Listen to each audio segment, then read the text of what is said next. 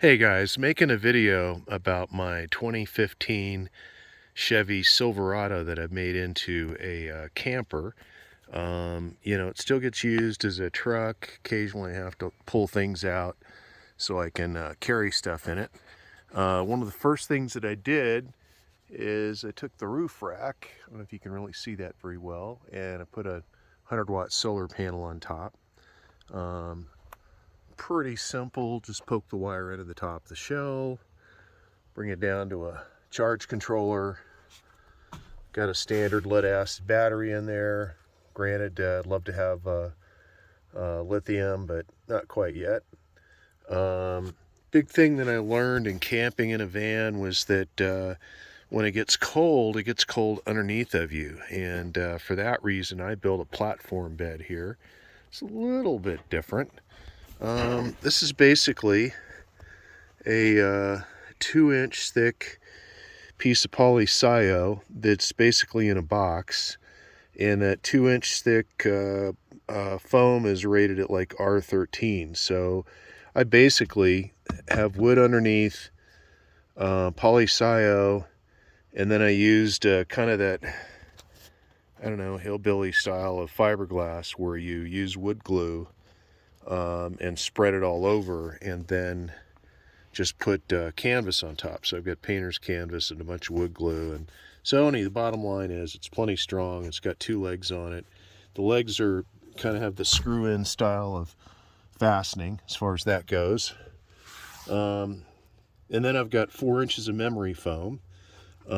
Basically it's a mattress topper over the 4 inches of foam, which also has the canvas painter's cloth on top of it, and then the mattress pad covers over another 1.5 inches of foam topper, because you really can't have too much foam as far as that goes. It's a little bit high maybe, but the upside is that I can store a lot of stuff underneath, and being that it's a smooth wood, it doesn't catch on the boxes or the bags or anything that goes beneath. So I've got my box of stuff to make food, a box of clothes, a bag of clothes, porta potty for, when I gotta.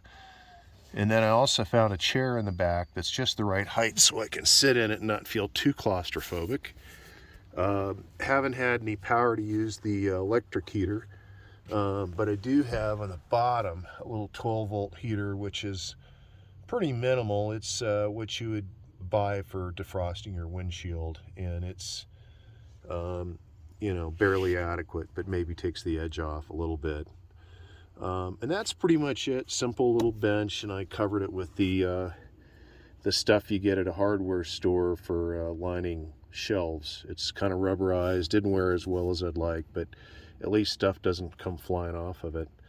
For the sides, I used I think it was like 1/2-inch foam that I got at the hardware store for insulation, and I tried to stick it on with magnets. Didn't work that well, so then ended up getting curtain rods, and they seem to do a pretty decent job as far as that goes.